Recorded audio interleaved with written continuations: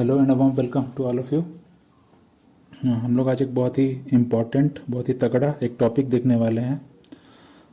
Question पहले देखते हैं। क्वेश्चन क्या कहता है? Lichens which are capable of initiating ecological succession even on a bare rock are actually a symbiotic association of. 4 options हैं आपके पास: algae and bacteria, algae and fungi, bacteria and fungi और फंजाई एंड मॉसेस। ये सवाल जो है बिल्कुल ही NCERT में ये फैक्ट जो है दिया हुआ है। लाइकेन बेसिकली क्या है? एल्गी और फंजाई का सिम्बायोटिक एसोसिएशन है, तो इसका आंसर हो जाएगा बी। हमने क्वेश्चन में एक और इम्पॉर्टेंट कंसेप्ट को देखा, वो क्या है? लाइकेन क्या करता है? किसी भी बेयर रॉक पे इकोलॉजिकल सक्सेशन को इनिशिएट करने में हेल्प करता है। म्यूचुअलिज्म जो है बेसिकली क्या है? एक पॉपुलेशन इंटरेक्शन का एग्जाम्पल है। जो म्यूचुअलिज्म मतलब कि जो सिम्बायोटिक रिलेशन है वो पॉपुलेशन इंटरेक्शन का एक टाइप है। इसके अलावा अलग अलग टाइप्स हैं, तो हम लोग बाकी सारे पॉपुलेशन के इंटरेक्शन को देखते हैं। अब जो भी स्पीशीज रह रहे हैं उनके बीच में अलग अलग टाइप का इंटरेक्शन होगा। अगर वो पॉजिटिवली इंटरेक्ट करेंगे तो वो म्यूचुअलिज्म हो गया, जो कि हमने ऑलरेडी देख लिया।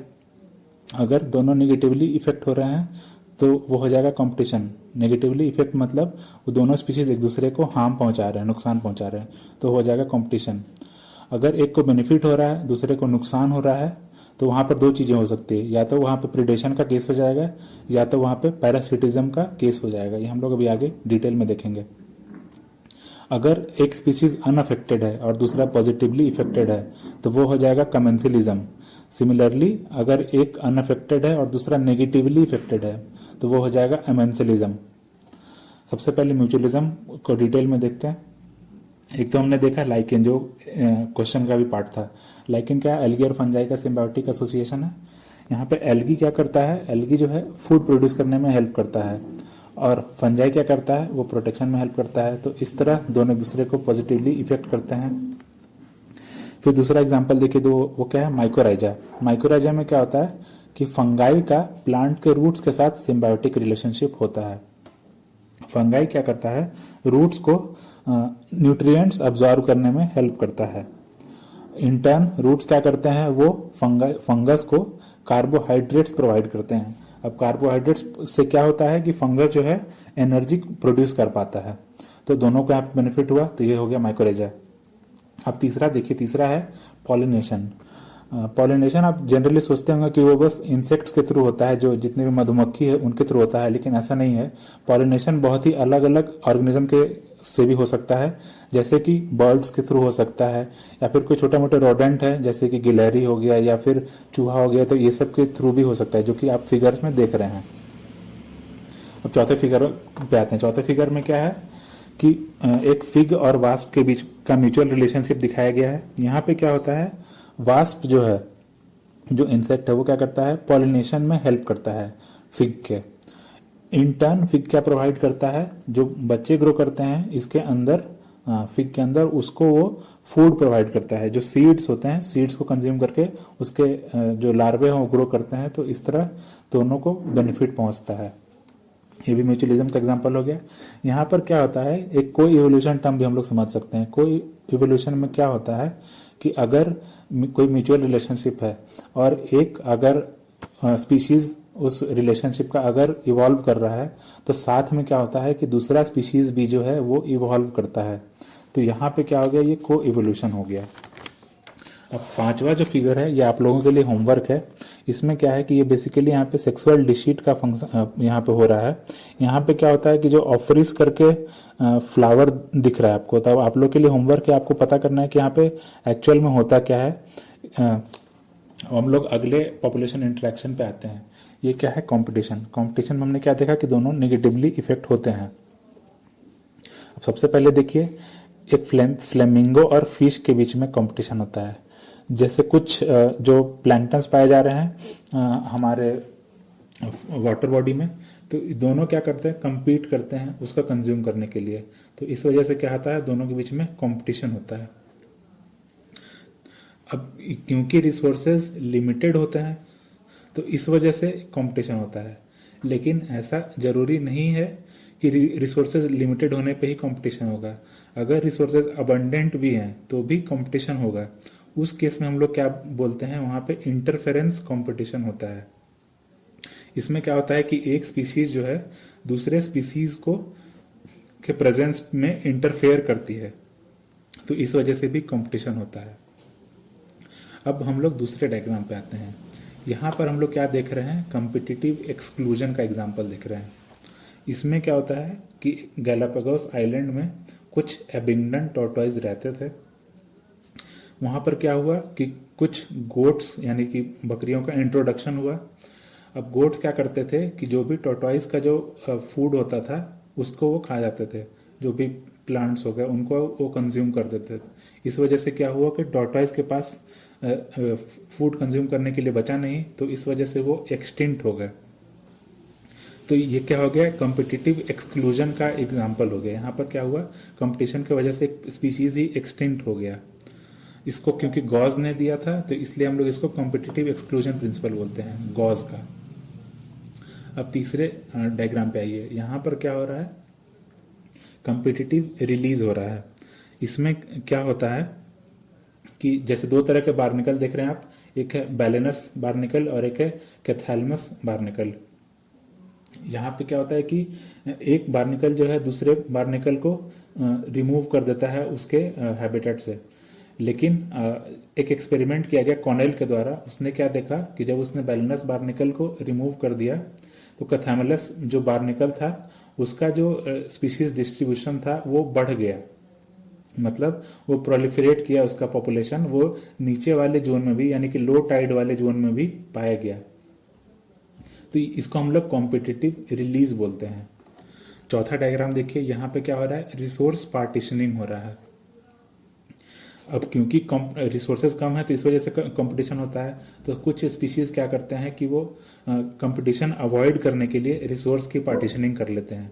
अब जैसे आप एग्जांपल में देख रहे हैं, इस फिगर में देख रहे हैं, यहाँ पे क्या हो रहा है कि जो स्पीशीज हैं वो अलग अलग एरियाज में क्या कर रहे हैं, रिसोर्स का कंजम्पशन कर रहे हैं। तो इस वजह से कंपटीशन घट रहा है, तो यहाँ पर रिसोर्स पार्टीशनिंग हो रहा है। इसके अलावा कुछ स्पीशीज ऐसा भी करते हैं कि अलग अलग टाइम पे कंज्यूम करें रिसोर्सेज को, तो वहां पर क्या होगा, टाइम के अकॉर्डिंगली उनका फीडिंग पैटर्न जो है चेंज होगा, तो वो भी रिसोर्स पार्टीशनिंग हो जाएगा। तो अगला हम लोग इंटरेक्शन पे आते हैं। ये क्या है, प्रीडेशन। प्रीडेशन में हमने क्या देखा था कि एक पॉजिटिवली इफेक्ट होता है, एक निगेटिवली इफेक्ट होता है। जैसा मोस्ट कॉमन एग्जाम्पल प्रीडेशन जब आप लोग देखे होंगे तो आप लोग के दिमाग में क्या आएगा कि या तो कोई शेर, चीता या बाघ क्या करता है, किसी भी हिरन का पीछा कर रहा होता है उसको पकड़कर खाने के लिए। तो ये क्या हो गया, प्रीडेटर और प्रे का रिलेशनशिप हो गया, जिसको हम लोग प्रीडेशन बोलेंगे। यहाँ पर क्या होगा, एक को फायदा होगा, एक को नुकसान होगा। इसके अलावा क्या हो सकता है कि नॉट नेसेसरीली बस कार्निवोर्स ही इन्वॉल्व हो प्रीडेशन में, जो हर्बीवोर्स हैं वो भी प्लांट का कंजम्पशन करते हैं, तो वो भी प्रीडेशन का ही एग्जाम्पल है। इंपॉर्टेंट क्यों है ये प्रीडेशन जो कंसेप्ट है, ये क्यों इंपॉर्टेंट है, क्योंकि प्रे का पॉपुलेशन जो है उसको कंट्रोल करने में प्रीडेटर का बहुत ही इंपॉर्टेंट रोल है। अगर प्रीडेटर को रिमूव किया जाएगा तो प्रे का पॉपुलेशन जो है वो बहुत ही अनप्रेसिडेंटली बढ़ जाएगा। जैसे अगर आप किसी चिड़ियाघर में जाएंगे, वहां पर प्रीडेटर्स की कमी होती है, तो इस वजह से आप क्या देखेंगे कि किसी भी हिरन का जो पॉपुलेशन है वो बहुत ही ज्यादा होता है, इतना अबंडेंट होता है, आप देखकर भी सरप्राइज हो जाएंगे। अब तीसरा चीज पे आते हैं। तीसरा एग्जांपल फिगर देखिए, इसमें क्या है, ये एक प्रिकली पियर है, कैक्टस का एक टाइप है। ये हमने दूसरे वीडियो में भी देखा था जहां पर हम इसके स्पाइन्स के बारे में जान रहे थे, जो लीफ मॉडिफिकेशन था। तो यहाँ पर क्या होता है कि जब ये ऑस्ट्रेलिया में इंट्रोड्यूस हुआ ये प्रिकली पियर, तो इसका पॉपुलेशन बहुत ही ज्यादा बढ़ गया, बहुत ही लार्ज अमाउंट में फैल गया ऑस्ट्रेलिया में। फाइनली क्या हुआ कि इसको कंट्रोल करने के लिए कुछ एनिमल्स का ढूंढना पड़ा, तो कैक्टस मॉथ जो है वो फाइनली उभर कर आया। उसने फिर क्या किया, इस कैक्टस पे फीड किया, उसने प्रीडेट किया कैक्टस पे, और फाइनली कैक्टस का जो पॉपुलेशन है वो कंट्रोल हुआ। तो इससे हम लोग को क्या पता चला कि अगर प्रीडेटर होते हैं तो वो पॉपुलेशन कंट्रोल करने में हेल्प करते हैं प्रे के। अब चौथे चीज में आइए। चौथा चीज क्या है, ये एक स्टारफिश है, पिजास्टर करके। इसके बारे में हम लोग देखेंगे अभी। जो अमेरिका में पैसिफिक कोस्ट जो है उस तरफ ये फिश पाया जाता था। तो एक एक्सपेरिमेंट में क्या हुआ कि वहां से इस स्टारफिश को हटा दिया गया। इस वजह से क्या देखा गया कि बाकी 10 स्पीशीज ऐसे थे जिनका भी एक्सटिंक्शन हो गया। अब ऐसा क्यों हुआ, जो लार्ज प्रीडेटर्स होते हैं ये क्या करते हैं, बाकी दूसरे एनिमल्स को कंज्यूम करते हैं। इस वजह से क्या होती है, स्पीशीज की डाइवर्सिटी बनी रहती है। उन स्पीशीज में इंटर स्पेसिफिक कंपटीशन जो है वो कम किया जाता है, वो हटाया जाता है। तो इस वजह से प्रीडेटर्स का रोल है, वो क्या करते हैं, स्पीशीज डाइवर्सिटी को मेंटेन करने में हेल्प करते हैं। अगर मान लीजिए कि हमने स्टारफिश को हटा दिया तो हमने क्या देखा कि बाकी स्पीशीज का एक्सटेंशन हो गया, क्योंकि उनमें इतना कंपटीशन हुआ कि वो सरवाइव ही नहीं कर पाए। तो प्रीडेटर का दो इंपॉर्टेंट रोल हमने क्या देखा, एक तो पॉपुलेशन कंट्रोल करने में हेल्प कर रहा है और दूसरा क्या कर रहा है, वो स्पीशीज डाइवर्सिटी को मेंटेन करने में भी हेल्प कर रहा है। अब क्योंकि प्रे का कंजम्पशन होता है प्रीडेटर के द्वारा, तो क्या वो क्या करते हैं, वो कुछ कुछ मॉडिफिकेशन लाते हैं अपने अंदर। जैसे कि एक एग्जांपल हो गया कैमोफ्लेज का। कैमोफ्लेज में क्या होता है कि जो स्पीशीज है वो कोशिश करता है कि वो अपने सराउंडिंग में कुछ इस तरह खो जाए कि मतलब पता ना चले, कि प्रीडेटर आइडेंटिफाई ही ना कर पाए कि प्रे आखिर है कहाँ पर।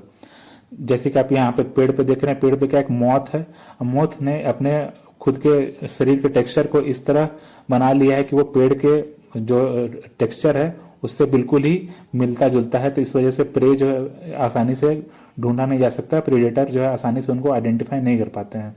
तो इस वजह से वो सर्वाइव कर पाते हैं प्रे। तो कैमोफ्लेज से प्रे जो है खुद को डिफेंड कर पाते हैं। अब एक दूसरा तरीका है कि वो कुछ ऐसे पॉइजनस केमिकल्स प्रोड्यूस करें या रिलीज करें जिस वजह से प्रे जो है उनका कंजम्पशन ना हो पाए, प्रीडेटर उनको नहीं खाएं, उनको कोशिश करें कि वो अवॉइड करें उनको। अब एग्जाम्पल के लिए क्या है, छठा जो फिगर देख रहे हैं इसमें क्या है, मोनार्क बटरफ्लाई।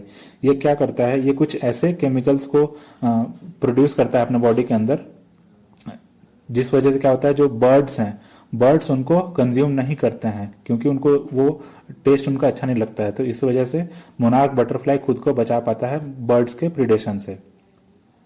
तो दो चीज हमने देखा, प्लांट प्रे जो है वो खुद को कैसे डिफेंड करता है, या तो कैमोफ्लेज कर लेगा या तो कुछ ऐसे केमिकल्स प्रोड्यूस करेगा जिस वजह से प्रीडेटर उनको नहीं खाए। अब ये तो हो गया एनिमल्स। अब देखिए दूसरा जो है प्लांट भी खुद को डिफेंड करते हैं। हमने ऑलरेडी एक वीडियो में देख रखा है कि प्लांट डिफेंस मैकेनिज्म में क्या क्या चीजें वो होती थी। यहाँ पर चलिए हम लोग एग्जाम्पल के लिए देख लेते हैं। ये क्या है, ये कैलोट्रोपिस का प्लांट है। ये क्या करता है, ये कुछ ऐसे पॉइजनस केमिकल्स को प्रोड्यूस करता है जो बेसिकली जो कोई भी अगर जानवर इसको खाना चाहेगा तो उस पर ये कार्डियक अरेस्ट करता है, उसके जो हार्ट के फंक्शनिंग है उसको ये अटैक करता है। तो इस वजह से जो है कोई भी प्लांट जो है जो कैलोट्रोपिस है इसको कोई भी प्रीडेटर जो है वो नहीं खाता है। और ये आप अपने सराउंडिंग्स में भी देखते होंगे, बहुत ही ज्यादा वाइल्डली ये पाया जाता है और जनरली इसको कोई भी जानवर जो है वो नहीं खाता है, क्योंकि अब आपको पता चल गया कि यहाँ पे क्या होता है, पॉइजनस केमिकल का प्रोडक्शन होता है। अब अगला हम लोग उस पर आते हैं, ये क्या है, पैरासिटिज्म। इसमें क्या होता है कि जैसे हमने क्या देखा अभी कि प्रीडेशन में भी था कि एक को पॉजिटिव हो रहा है एक को नेगेटिव हो रहा है, यहाँ पर भी एक को पॉजिटिव होता है एक को नेगेटिव होता है। डिफरेंस क्या है कि जो पैरासाइट है वो मोस्ट ऑफ द केसेस में होस्ट के बिना सरवाइव नहीं कर पाता है। जैसे अब देखिए दो टाइप्स हो सकता है, या तो वो एक्टो पैरासाइट होगा या तो वो एंडो पैरासाइट होगा। एक्टो में क्या होगा कि वो शरीर के बाहर पाया जाएगा और एंडो पैरासाइट में क्या होगा, शरीर के अंदर पाया जाएगा वो पैरासाइट। अब मोस्ट कॉमनली पहला डायग्राम देखिए क्या है, एक टिक और एक डॉग के बीच का ये पैरासिटिज्म का रिलेशनशिप है। इसमें क्या होता है कि जो डॉग के शरीर के ऊपर जो है टिक्स पाए जाते हैं, वो क्या करते हैं, वहां पर रहते हैं, वो डॉग्स से अपना नरिशमेंट लेते हैं और डॉग्स को नुकसान पहुंचाते हैं। वैसे ही हम लोग में क्या होता है कि लाइस पाया जाता है, ये क्या करता है, हम लोग से नरिशमेंट तो लेता है और हम लोग को नुकसान पहुंचाता है। तो ये हो गया पैरासिटिज्म का एग्जाम्पल। अब एंडो पैरासाइट देखते हैं। एंडो में क्या है कि ये जो हम लोग फिगर देख रहे हैं यहाँ पे क्या है, ह्यूमन का लीवर फ्लूक है। इसमें क्या होता है कि लीवर को हमारे इफेक्ट करता है। अब इम्पॉर्टेंट चीज ये है देखने को कि जनरली पैरासाइट जो है वो एक ही होस्ट पे डिपेंडेंट होता है, लेकिन यहाँ पर जो है ये दो होस्ट पे डिपेंडेंट है। एक तो स्नेल हो गया और एक फिश हो गया। तो हम लोग क्या पता चला कि पैरासिटिज्म में जो है दो होस्ट भी इन्वॉल्व हो सकते हैं। अब चौथे उसमें फिगर में आइए, इस चौथे फिगर में क्या है, हम लोग जो देख रहे हैं वो मलेरिया का जो मच्छर है। अब यहाँ पे क्या होता है कि जो प्लाज्मोडियम वाइवेक्स जो पाया जाता है वो मॉस्किटो में पाया जाता है। तो प्लाज्मोडियम और मॉस्किटो के बीच में एक पैरासिटिक रिलेशनशिप है और उसी अगर हम लोग खुद को मच्छर से कंपेयर करें तो हमारे और उसके बीच में पैरासिटिक रिलेशनशिप ऐसा नहीं है, क्योंकि हम लोग को मच्छर क्या करता है, वो खून चूस लेता है और हम लोग को इतना फर्क नहीं पड़ता, वो माइनर इफेक्ट को हम लोग लार्जली कंसिडर हम लोग नहीं करेंगे। तो हमारे और मच्छर के बीच में पैरासिटिक रिलेशनशिप नहीं है। और एक और इम्पॉर्टेंट चीज क्या है कि यह हम लोग के बॉडी के ऊपर डिपेंडेंट नहीं है, हम लोग के बिना भी ये सर्वाइव कर लेता है, तो इसलिए पैरासिटिज्म का एग्जाम्पल नहीं है। अब पांचवें फिगर में, ये पांचवा फिगर क्या है, एक फिश और एक कोपेपॉड के बीच का जो रिलेशनशिप होता है, ये भी एक पैरासिटिक रिलेशनशिप है। और छठा जो है डायग्राम, ये बहुत ही फेमस है, आप लोग ने बचपन में भी सुना होगा। क्या होता है कि ये ब्रूड पैरासिटिज्म है। इसमें क्या होता है कि एक पक्षी जो है दूसरे पक्षी के घोंसले में अपने अंडे दे देता है, और वहां पर जो है जब बच्चे होते हैं तो जो माँ होती है वो उसको अपने बच्चे समझ के पाल लेती है। तो वहां पर क्या हुआ कि वो भी ब्रूड पैरासिटिज्म का एग्जाम्पल हो गया। एक क्या हो गया, कुकू बर्ड जो है वो क्या है, ब्रूड पैरासिटिज्म का एग्जाम्पल है। तो पैरासिटिज्म के अलग अलग टाइप हो गए। अब हम लोग दो और इंटरेक्शन देखते हैं पॉपुलेशन के बीच में। एक तो हो गया कमेंसलिज्म। कमेंसलिज्म में क्या है कि एक को पॉजिटिव इफेक्ट होता है और एक को कुछ असर नहीं होता है। अब जैसे कि आप देखते हैं कुछ ट्रीज के ऊपर कुछ छोटे छोटे प्लांट्स ग्रो कर जाते हैं, तो उनको हम लोग एपीफाइट बोलते हैं। अब एपीफाइट को तो सरफेस मिल रहा है ग्रो करने के लिए, तो वो पॉजिटिवली इफेक्टेड है, और ट्री को यहाँ कुछ इफेक्ट नहीं पड़ रहा है, मतलब जीरो है। तो ये हो गया कमेंसलिज्म। सिमिलरली कुछ वेल हैं, वेल के ऊपर जो है बार्निकल ग्रो कर जाता है, तो बार्निकल को पॉजिटिवली फायदा हुआ, वेल अनअफेक्टेड रहा। तीसरा एग्जाम्पल बहुत ही कॉमन एग्जाम्पल है, आप लोग अपने डे टू डे लाइफ में भी देखते होंगे कि जहाँ पे भी गाय भैंस जो चर रहे होते हैं, वो उनके साथ साथ कुछ बर्ड्स जो हैं वो भी घूमते रहते हैं। वो क्यों घूमते हैं, जब भी जानवर क्या करते हैं घास को खाने के लिए उसको डिसलोकेट करते हैं, तो वहां से कुछ कुछ स्मॉल स्मॉल इंसेक्ट जो हैं वो इधर उधर भागते हैं, तो वो जो बर्ड्स जो हैं उनको कंज्यूम कर लेते हैं। तो यहाँ पर क्या हो गया कि कैटल को कुछ तो असर हुआ नहीं, कुछ उसको फायदा नुकसान हुआ नहीं, लेकिन जो इग्रेट्स हैं उनको क्या मिला, फूड मिला। तो ये भी कमेंसलिज्म का एक एग्जाम्पल हो गया।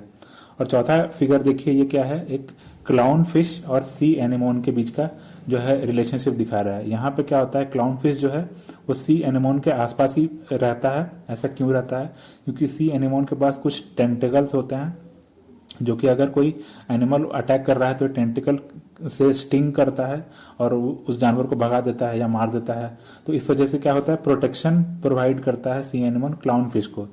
और on the contrary clown fish कोई भी बेनिफिट नहीं करता सी एनिमोन का। तो ये भी क्या हो गया, कमेंसलिज्म का एग्जाम्पल हो गया। अब लास्टली आइए अमेंसलिज्म में। अमेंसलिज्म में क्या होता है कि एक को कुछ इफेक्ट नहीं होता और दूसरा नेगेटिवली इफेक्टेड होता है। जैसे कि सबसे पहले एल्गल ब्लूम देखिए, इसमें क्या होता है कि एल्गी तो चलिए स्प्रेड कर रहा है, लेकिन उसके वजह से क्या होता है, एल्गल ब्लूम की वजह से क्या होता है कि जो भी एक्वेटिक ऑर्गेनिजम्स रह रहे हैं वाटर बॉडी में, उनका डेथ कॉज होता है। तो एल्गी को तो इससे कुछ बेनिफिट हो नहीं रहा है उनके डेथ से। तो यहाँ पर क्या हुआ, एमेंसलिज्म हुआ, क्योंकि एल्गी को कुछ फर्क नहीं पड़ा और ऑन द कॉन्ट्ररी फिशेस का नुकसान हुआ। तो एक एमेंसलिज्म का ये अच्छा एग्जाम्पल है। अब दूसरा देखिए एलिफेंट्स। एलिफेंट्स में क्या, जब ये चलते हैं तो ये ग्रासेस को ट्रैम्पल करते हैं, जो छोटे मोटे इंसेक्ट्स और बाकी एंट्स हैं उनको ये क्रश करके उनका डेथ हो जाता है। तो एलिफेंट्स को कुछ फर्क नहीं पड़ रहा है, लेकिन जो ग्रासेस हैं, जो स्मॉल इंसेक्ट्स हैं, उनको नुकसान हो रहा है। तो ये भी एक एमेंसलिज्म का एग्जाम्पल हो गया। अब तीसरा डायग्राम देखिए, ये क्या है, एक ब्लैक वॉलनट ट्री है। यहाँ पे क्या होता है कि ये कुछ ऐसे केमिकल्स को प्रोड्यूस करता है जो कि आसपास कोई दूसरे प्लांट को ग्रो करने में इनहिबिट करता है। हमने एलिलोपैथी वाली वीडियो में भी पढ़ा था इन प्लांट्स के बारे में। जो केमिकल सिक्रेट होते हैं, एलिलो केमिकल्स जो सिक्रेट होते हैं, वो नेबरिंग प्लांट्स को नेगेटिवली इफेक्ट करते हैं। तो ये क्या हो गया, एमेंसलिज्म का एक एग्जाम्पल हो गया। और लास्टली जो पेनिसिलिन जो है, जो डिस्कवर हुआ था, ये भी एमेंसलिज्म का एग्जाम्पल है। अब कैसे, जो पेनिसिलियम जो है वो क्या करता है, बैक्टीरिया को मारता है, लेकिन पेनिसिलियम को इससे कुछ फायदा नहीं होता है। तो ये क्या हो गया, ये भी एमेंसलिज्म का एग्जाम्पल हो गया। आपके लिए दो होमवर्क है। एक तो मैंने आपको पहले बता दिया कि ऑफरिस जो है वो सेक्सुअल डिसीट करता है, तो अब इसका क्या रोल है आपको ये पता करना है ये। और दूसरा जो है कस्कुटा करके एक प्लांट होता है, ये पैरासिटिज्म में इन्वॉल्व है। तो ये कैसे क्या करता है आपको ये पता करना है। ठीक है, चलिए आशा करता हूँ आप लोग आज बहुत कुछ सीखे होंगे। बहुत सारे पॉपुलेशन इंटरेक्शन को हमने देख लिया, म्यूचुअलिज्म देख लिया, फिर कंपटीशन देख लिया, प्रीडेशन देख लिया, पैरासिटिज्म देख लिया, पैरासिटिज्म और प्रीडेशन कैसे डिफरेंट होगी देख लिया, फिर कमेंसलिज्म और अमेंसलिज्म में देख लिया। ठीक है, चलिए अगर आपको एक बार में ना समझ में आया तो आप लोग फिर से इस वीडियो को देखिए। आशा करता हूँ आप लोग अच्छे से पढ़ाई कर रहे होंगे। अपना सेहत का ध्यान रखिए। Bye bye, take care.